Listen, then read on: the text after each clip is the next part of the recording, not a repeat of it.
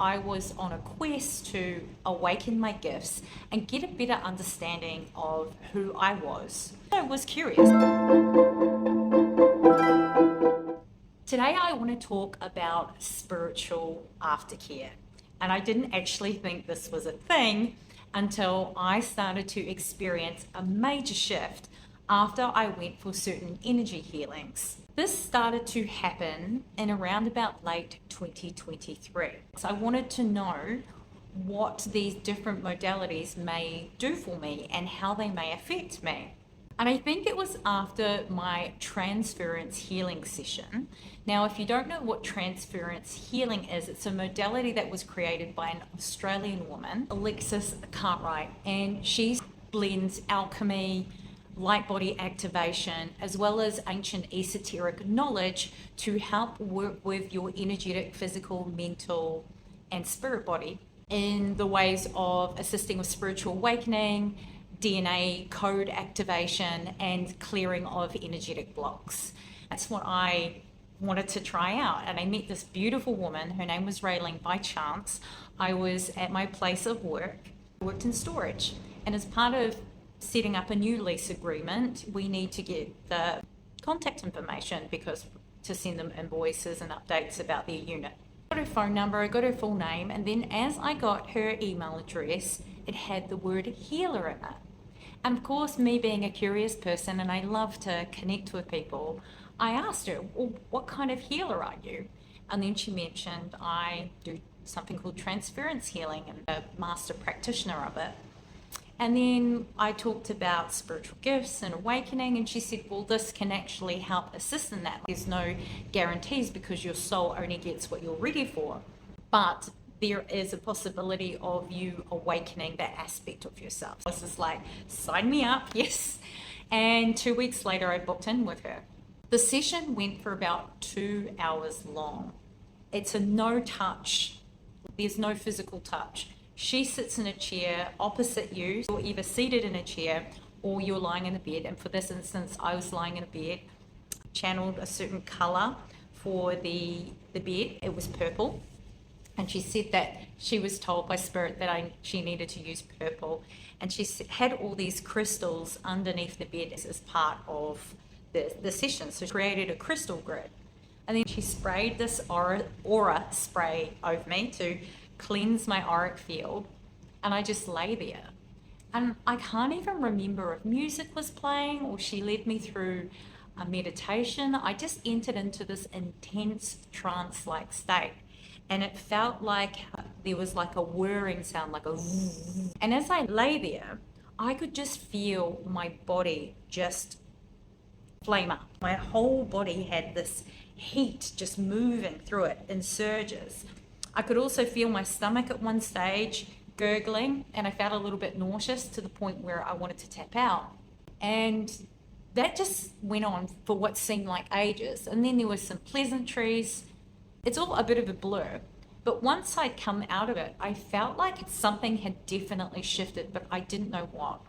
And as part of the session, she read you cards, and I had 3 animal cards that came up. She said an ascended master named Serapis Bay came through for me, also Lady Nada, and I believe my dragon spirit. It was an incredible, amazing session, and I just remember walking away and just this absolute haze after it. So that's one example.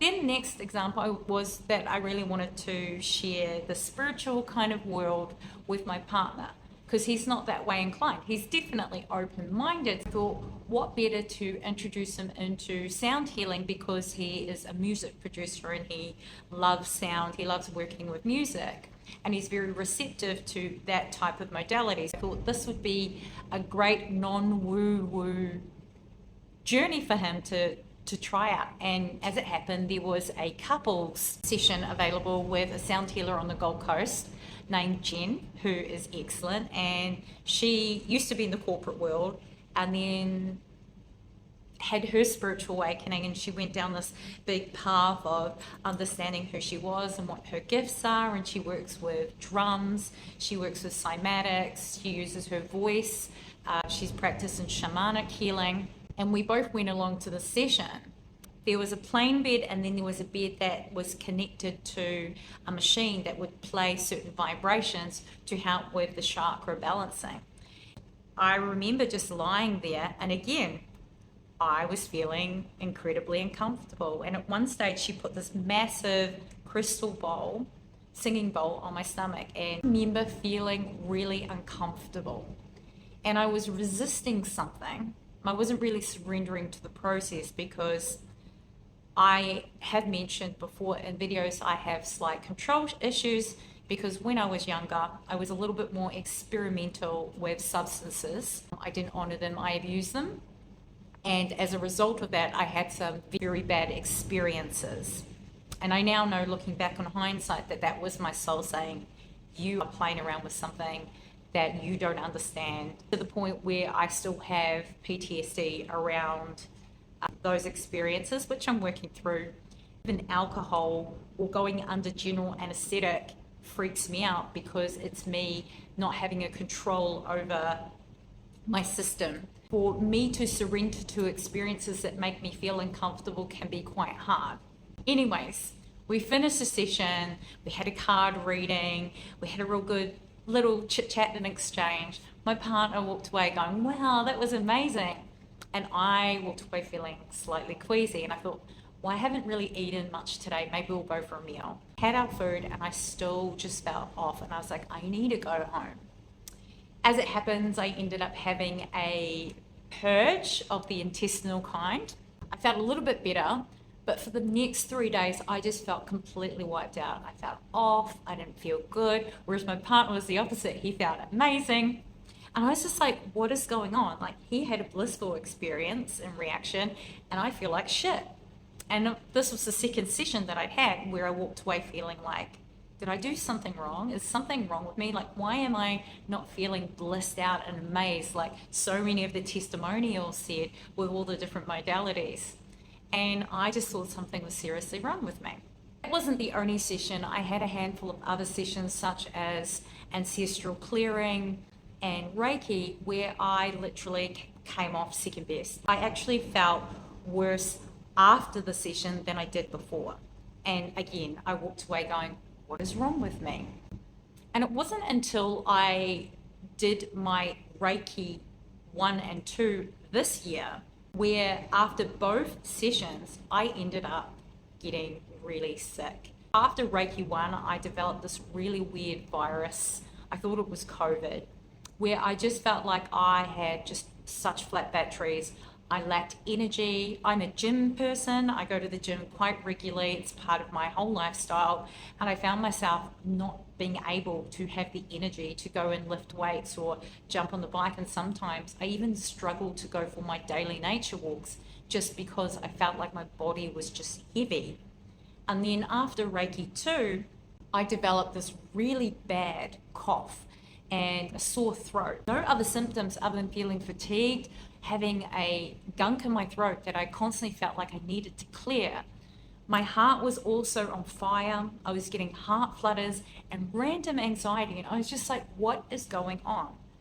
That kind of put me on this rabbit hole search of looking at different forums about feeling absolute rubbish after having energy healings, and also by doing Reiki. And I found I wasn't alone. I found that this was actually a common symptom. Mentally, I was amazing. Like, everything in my life was good. I had a very positive mindset. I am very much a person that when shit literally hits the fan, I'm like, this is divinely ordained. I found Kabbalah this year, and they have a really good way of looking at your challenges as stepping stones. It's how you react to those challenges which strengthens you as a person and as a soul. And what I mean by that, and it'll be a little bit of a segue, is that if, say, something bad happens, like, for example, earlier this year I quit my job, and to this day, nearly 5 months, no, actually 5 months later, I am still without a job and an income. It has been particularly challenging. But I know within my heart, I have absolute certainty now, looking back on hindsight, that this is divinely ordained, and that the right thing, the right job will come up for me when it's meant to. And they have a thing in Kabbalah where they say, pause, what a pleasure. When something negative comes up and your natural knee-jerk reaction is to react, that is where we as souls have a choice with free will, where we choose the dark, the reactive, like, F my life, why is this happening to me? Or go, pause, have a moment. What is this showing me? What is this reflecting back to me? In amongst all this right here, if I'm circling back to my point, is that mentally I was in a really good place. Spiritually, I was in a really good place, but physiologically, my body was just going through havoc and so many things were happening. Now, I want to preface that this is for entertainment purposes, and this is my own journey that I've been experiencing. But I always advise that you go and see a medical professional if you have cause for concern. And I did. I went and saw a doctor. I got all my bloods done. I was like, I don't know what's wrong with me. And my doctor would only do what a doctor would do. It's like, let's take you for bloods. Let's do this, that, and the other. Let's do some swabs just to be safe. And turned out I was perfectly fine. I thought I was going crazy with all these illnesses and sicknesses and just feeling like absolute crap. With regards to the energetic aftercare, what happens when you go for an energy healing and you feel terrible afterwards is a result of old repressed energy that is stuck in your field or in your cellular memory. The body is very intelligent, and it's like an archive. It stores unexpressed emotions, memories, traumas, things that have happened to us, anger, fear that we haven't dealt with. It gets all stored within our body. And what happens when we go through an energetic healing and we may experience things like shaking, yawning, burping, vomiting, even intestinal clearing, is because when you're going through that healing, that light is coming in and it's meeting blockages. And those blockages need to break up. And a way of your body getting rid of them is actually through excretion. It's through detoxification. There are somatic releases where your body shakes. There are tears when you cry. Think grief. All of these different things are our body's way of releasing stuck energy. And especially when we shake, that energy is we've got all these energetic pathways through our body. They're called nadis or meridians. And what's happening is the energy is trying to move through, and when it meets a blockage, it's going to shake and it's going to try and break that blockage up so that the body can release it, and it will release it in a matter of different ways, what is best for your soul. I know that I had a lot of gunk in my trunk, and my body from a spiritual and emotional perspective had dealt with it. But my actual body, my physical body hadn't caught up yet, and it was still holding on to a lot of trauma that had occurred in my 40 revolutions around the sun. Including past lives. And this can happen in a multitude of ways. This could be through a spiritual awakening, a kundalini awakening. This could be after a plant medicine ceremony. It could be after you've had a massive life event happen, a dark night of the soul, or like me, gone for an energy healing. And your body, your soul, depending on the level of how intense that cracking open of you was, needs rest. It needs to integrate what has just happened, what has just occurred. If you're anything like me, I am a person that is constantly on the move. Like I've got to do all the things. I've got to go here, there, everywhere. But what was happening was my body was like, no, you need to rest. And because I wasn't listening, I got sick. And the analogy I like to use is it's like you having, like being cracked open by spirit or a spiritual awakening is like having major surgery and getting up the next day and running a marathon.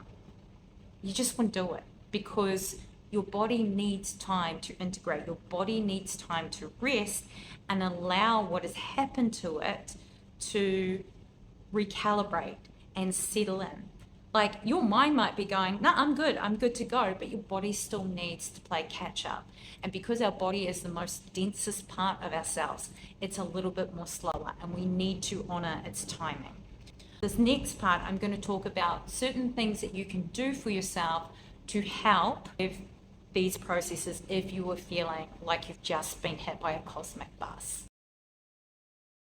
Number one thing is rest. You need to listen to your body. You need to allow your body the time to catch up with what has happened. And if you're a person who does need to move, think of more gentler things to do, such as yoga, stretching, walks in nature if you're around nature, or just gentle walks outside in the beautiful sun, around trees.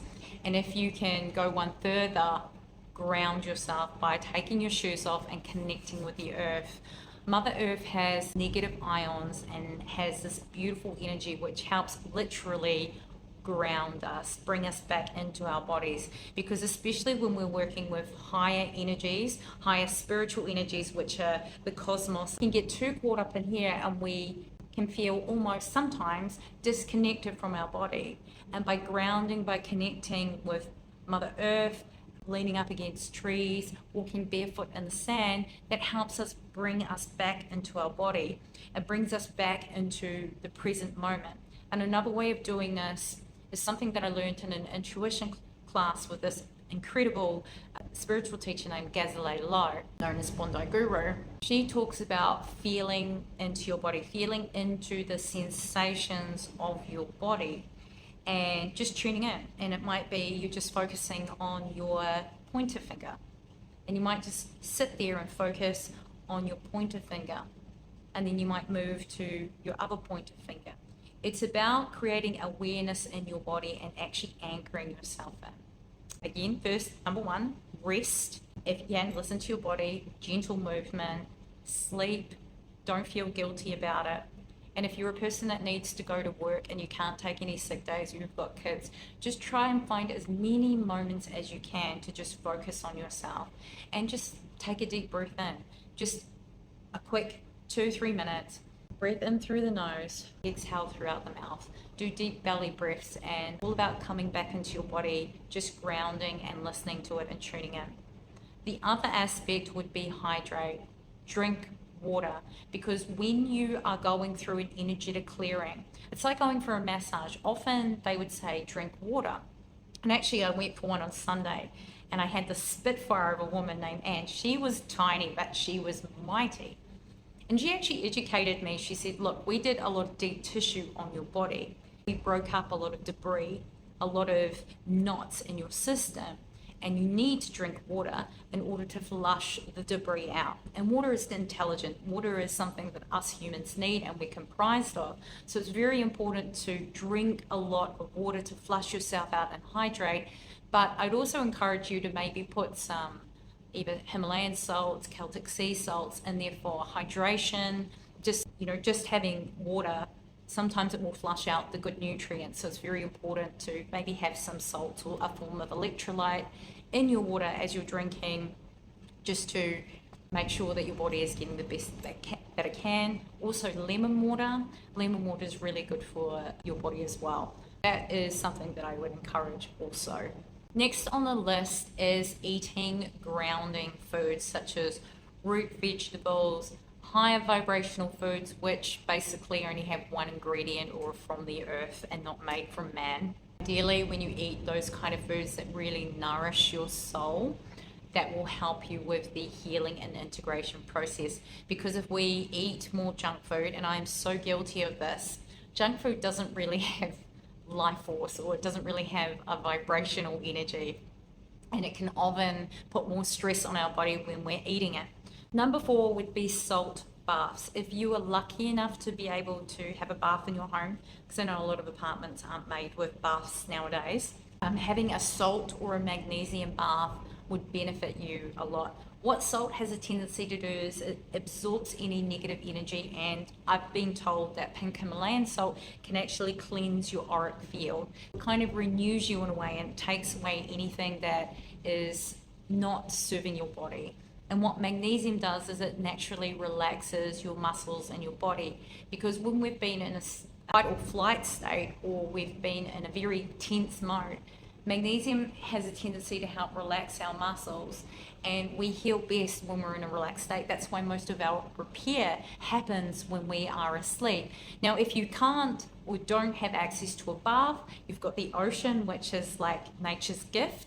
And if you're not close to an ocean, you can simply get a bucket of water or a tub of warm water, put some salts in it, put some magnesium in it, maybe some lavender or peppermint or some natural essential oils, and just soak your feet in it for a good 20 minutes, because your feet, your soles of your feet will absorb whatever is in that tub. That's another way of helping you ground, relax, and help with the detox process. Meditation is another aspect of giving yourself a moment to just tune into your body. I know we mentioned tuning into feeling the sensations, just sitting in silence and just being the witness to whatever thought forms and things come up. Have a dialogue with Source if you believe in God or angels, your spirit guides, or just having a pep talk with yourself. I will often maybe do a guided meditation to help me deepen my relaxation, or I will just sit listening to music. And that's another thing that I would encourage you to do, because silence can be deafening, and a lot of answers can often come through in those quiet moments that you allow for yourself. I don't know about you, but we live in a world that is so full of noise and so full of distraction. The devil is distraction, that we can feel slightly disconnected from what our body is trying to tell us. And our intuition isn't loud unless it has to be. It's usually a whisper. And I think one of the most important things that I've come to learn through all my energy healing studies and my spiritual journey over the past 2 decades is that our body is such an incredible tool and vessel, and it is so full of wisdom. I also learned through a lady named Dr. Sue Morter, who is the writer of a book called The 7 Energy Codes. She talks about how we've got it backwards. We often say mind, body, soul, but it's really soul, body, mind. And what she means by that is our soul communicates to our body, and then our body communicates to our mind. Our mind is the last one to know.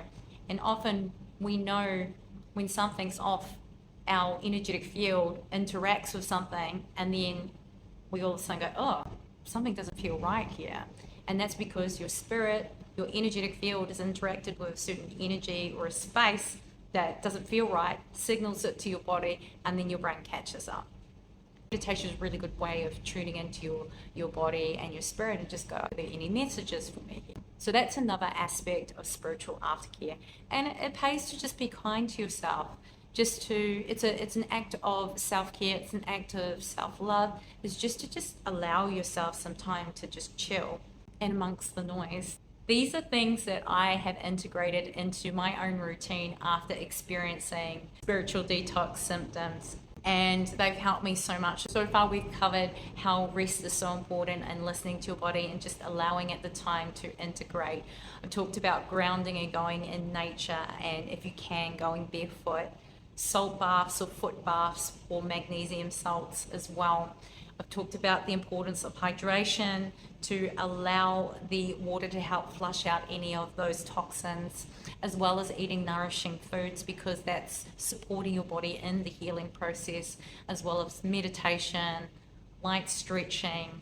And I didn't mention this as well, but massage. Massage is another way of helping you flush out your body, and just depending on the type of massage you get, you could get relaxation, a stress relief, or deep tissue, whether or not you're ready for it, but that will also help with the healing process.